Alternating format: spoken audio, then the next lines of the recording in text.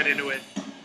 All right, so basically, what's going to happen here is first few minutes of this uh, review is going to be spoiler free, and then I'll give you a chance to bail out, and then you can bail out because there really isn't a good way for me to review this movie without just tearing it to pieces. Let me just say, I didn't like this movie at all. Uh, there were some cool scenes. I mean, I remember I was like going out of the theater and thinking to myself, okay, self, let's, what I always try to do when I try to like kind of formulate, storm, this or that is like, what would I say if I'm going to review this movie, Alien Covenant?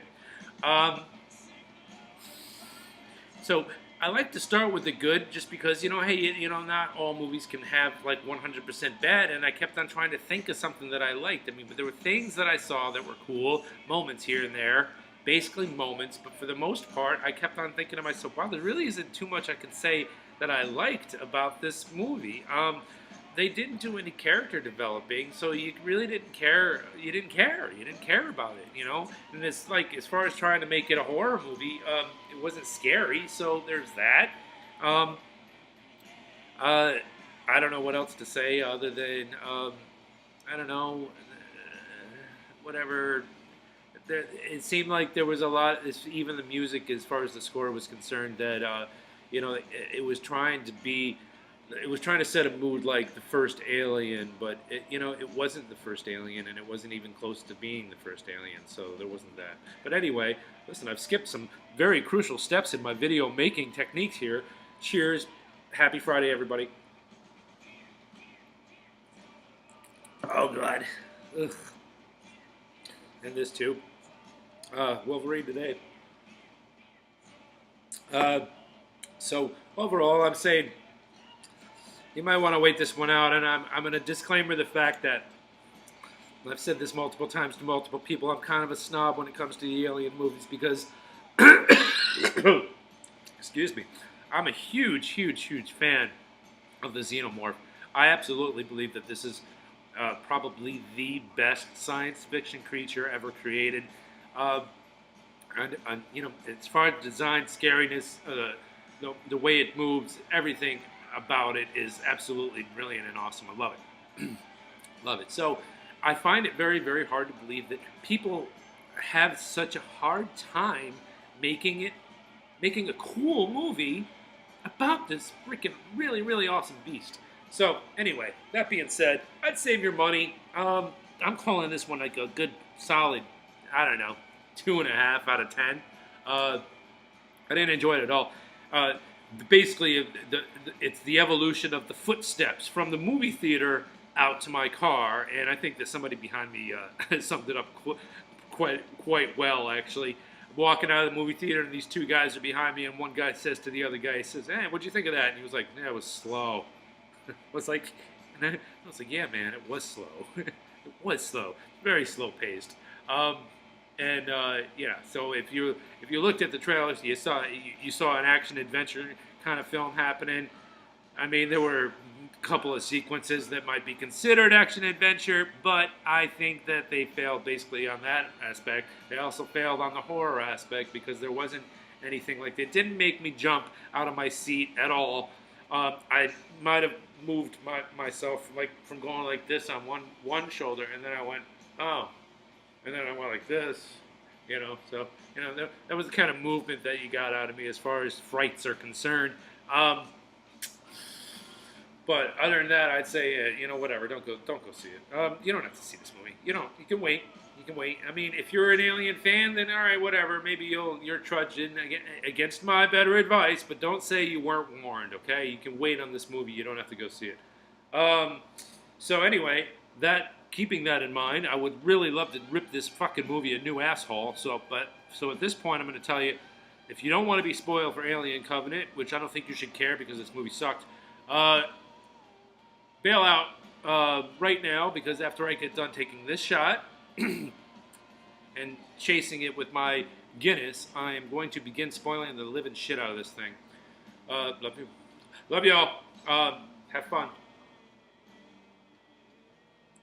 Ah. Ah. Anyway, are you gone? All right, those of you who don't want to be spoiled, if you haven't left yet, now's your last chance. All right, like I said before, they did absolutely zero freaking character building in this movie, so you had little desire to even give a shit whether they lived or died anyway. In fact, you just assumed they did die. Why did they? Why did they shut? They stopped. They all right. Premise of the movie is that all of these colonists are actually heading to this seemingly oasis kind of planet that's perfect for habitation, but they decided to stop because they got a transmission, uh, and uh, and against somebody's advice, they had already researched the shit out of the planet they were going to, but they decided to stop because 5 people didn't want to get back into pods. By the way, James Franco's not really in the movie, just so you know. He's in it, but he's not really in it.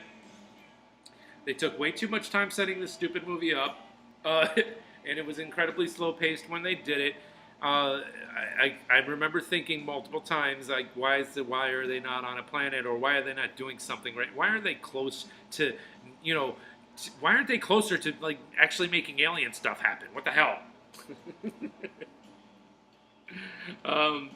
And speaking of which, the first aliens that were created from this little pussy thing that turned into, like, I guess, a little microorganism and ingested itself wherever it could ingest itself, and then hatched out the back and made these aliens that looked really freaking stupid. Not the Xeno, of course, because we find out that the Xeno was created by David. Why they did that, I don't know, but I thought that it cheapened the origin of the creature that I have grown to absolutely freaking adore over the years. I freaking love it. Love that damn creature. And I think they just cheapened the origin. I can't put my finger on why exactly it is that David creating the freaking eggs and the xenomorph and the whole process by which we get the alien that we know and love. I can't put my finger on why I hate the fact that he's the one that did it, but I do. So I don't need a reason. I don't need a reason. So whatever. There's that. I mean, it's not a complete movie. This is one of those movies that is setting up a sequel, yet another addition into this. Why do we know this? Because it's not like they left us at the footsteps of LV-426. There is no connection with this movie to LV-426, which is kind of like, I'm always like, whenever they're looking at planets on the screen, I'm looking at the planets. I'm like, where is it? Where's LV-426? That little Easter egg would actually give me, a little bit of something to be like, at least take away from the movie. But no, it's not there. So, I don't know. 2 Fassbenders. They had another android that was Fassbender, but he was supposed to be the good android. But they didn't really spend a lot of time character building, like I said. So there was no discernible line that you could possibly see between these two, because the first one, besides trying to save somebody once, I don't know, whatever. It's just, the 2 Fassbenders didn't do anything for me at all. It was like, there wasn't enough contrast between the 2 characters in order to blow my skirt up in any way, shape, or form. So I didn't really like that much. Like I said again, it wasn't scary. Engineers. One of the things about Prometheus that I thought was kind of cool, as far as getting a sequel was concerned, was I was intrigued, especially by the little tidbits of videos that they threw my way, that we're going to get to learn a little bit more about the engineers, because from the first Alien movie, you were always intrigued by the big guy that was in the freaking chair that had his chest burst out. And, a little intrigued. Look how big they are and all this other stuff. So I was actually looking forward to going to the home world and seeing what these guys are like. Well, guess what? They landed on the fucking home world, and Fassbender decided to destroy every single one of the fucking engineers on it. So, in basically a freaking atomic bomb of virus crappy crap, which was actually a pretty cool moment in the movie, but at the same time, it was like, well, there goes, ever finding out anything more about those guys. He dropped all of their containers on them all at once. It was like, Fassbender lost his damn mind, and that was probably the best part of the movie. I don't know what else to say about that, but so, besides engineers that may be still flying around the universe, all of them are pretty much dead. So no more finding out about that race. was interesting. Um, I had a problem with the face huggers in this one a little bit. Not really too much of it. All right, so in the original Alien, Kane gets a face hugger strapped to his face. Now, the time period that it takes for an egg to ingest has varied through multiple, universes, including Alien versus Predator. But in Alien, he was on the alien ship. Facehugger hugged him. They carried him from that alien ship, which I assume took about 25, 30 minutes or something like that. Maybe that's being generous. Probably took longer than that, maybe 45 minutes. I'm sure that the time period is in there. If I go back and watch the movie, I could get you an exact time as how long it took for them to actually get there, because I think they did estimate that. So he gets from there to there, about 30, let's say 45 minutes. On there in Medbay, they take off. They go back to the ship. They put him back in the Medbay, and then eventually the facehugger dies and goes away. And we assume that the reason he's dead is because he served his purpose. He's laid his embryo, and now he can go off and die and do his own thing. Now, in this movie, this guy gets a facehugger on his face, and then somebody cuts him off, and for some reason the guy miraculously survives and not getting, completely eaten by acid, which tore a hole through the freaking the Nostromo. So I don't know why this guy's face was still in one piece after he cut him off his face. Big problem. Second problem was he cut him off his face probably about 20 minutes, maybe 30 minutes after the facehugger. 30 minutes being generous after the facehugger was on there. So how is that? And he wound up having an egg in him at one point in time. Big spoiler, by the way. How? I don't know. All right. So that leads me to the other predictability of this movie. This movie was completely predictable. You saw the end coming. You knew what was happening. Anybody with two brain cells in their head could have put it together.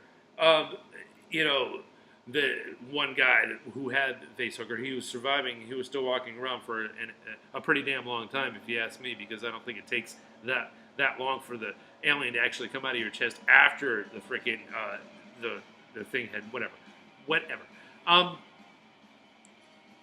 digressing, because the thing is maddening. The whole thing is just so maddening to me, and I've been going on for a long time about this now. But still, I'm going to go on a little bit longer, because there's still more. Believe it or not, yes, there's more. There's more I fucking hate. So that guy gets back on the ship that's in the orbit around the planet, and blah blah blah, and of course there's an alien that hatches out of that guy that you saw coming. I'm telling you, if you go see this movie.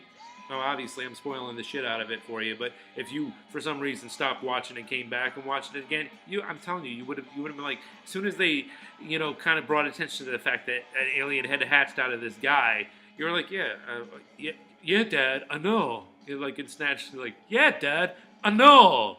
But I knew that was happening. It wasn't a big deal. Fassbender being the bad Fassbender instead of the good Fassbender at the very end of the movie was like, yeah, Dad, I know that, like, duh. There were two Fassbenders, and there was a scene where you weren't sure who was the one that was going to kill the other one, because the good one was supposed to kill the bad one, and the bad one wanted to kill the good one. And it was questionable. They left it up in the air as to, who was the one that won. But you just fucking knew, you just fucking knew when he was on the fucking ship. You fucking knew it. You just fucking knew it. Like, come on. My biggest question was, after he was on the ship, he was helping them out. Why? He was helping them out because he wanted to help them out, to put that ruse over there. I want them to think I'm the good Fassbender. I want them to think I'm the good android. And then at the end, to give you the little twist. I think I would have been more entertained as, instead of helping the crew at the end, just been like, you know what, fuck it. Let the alien just run through here and eat every fucking thing. And then I'll take the ship over. He would have had the same fucking effect.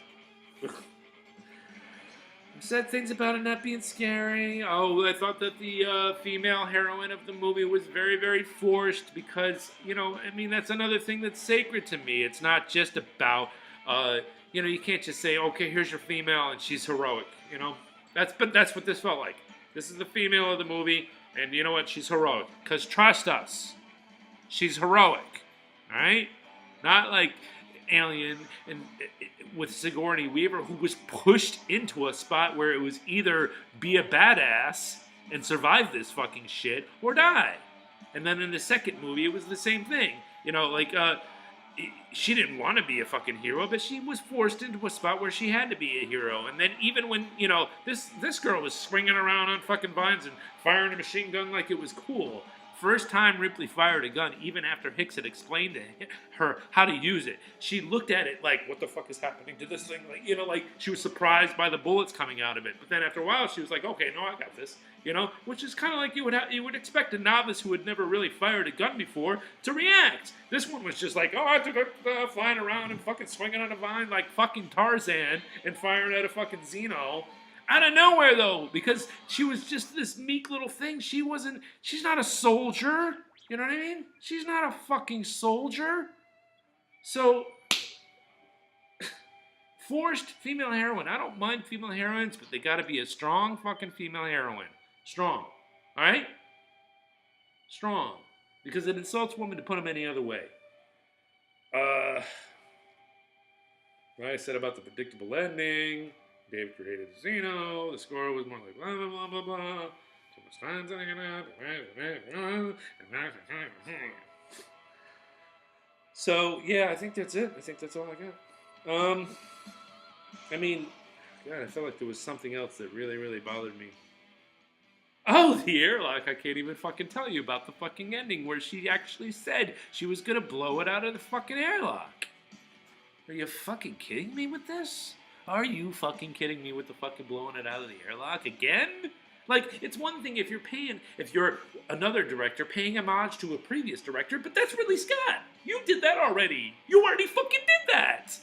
And then James Cameron was the one that paid homage to you in his fucking movie, which was done fucking brilliantly. And by the way, this fucking airlock fucking blowing out of didn't even look fucking cool. It was just a bunch of shit like fucking going out of the back. Like when in fucking Empire Strikes Back when fucking he was like, well, just pretend we're part of the garbage and then just float away. Like, that's what this fucking shit basically looked like. There was no dramatic, I'm hanging on and I'm about to get you, and then all of a sudden just fucking going away at the end, anything like that. No, it just looked like a bunch of shit going out of the back of a fucking spaceship. What a fucking bunch of crap. This movie fucking sucked. And that was that was my evolution from the footsteps from theater fucking 15 to my car. It was like I got halfway to my car and I was like, I had a problem with this and I had a problem with that. And I had a problem with this and I had a problem with that. And then I got in my car and I started my fucking car up and I started driving. And then I didn't even get out of the parking lot. And I was like, no, you know what? Fuck that. That fucking movie fucking sucked. And that's my review of fucking Alien Covenant. Do something good for yourself. Do something good for somebody else. I was listening. That's not how I'm going to end it anyway. It sucks about fucking Chris Cornell. I can't fucking believe it's suicide. It sucks. Listen, pick up a phone and call me if you feel bad or something, anything. I don't give a shit at what time it is, what time of day it is. If you know my phone number and you're feeling like fucking shit, give me a call. Why I say do something good for yourself and do something good for yourself and somebody else is because you gotta love yourself first, okay? Try to love yourself first, and if you're not loving yourself, figure out a way to do that, right? Suicide is a permanent solution to a temporary problem. Remember that. Permanent solution to a temporary problem. People, be good to yourselves. Be good to everybody. Right? Be kind. But don't be kind to this fucking movie because it fucking sucked. I'm just trying to... This is my public service message to you. Save your money. Love you all.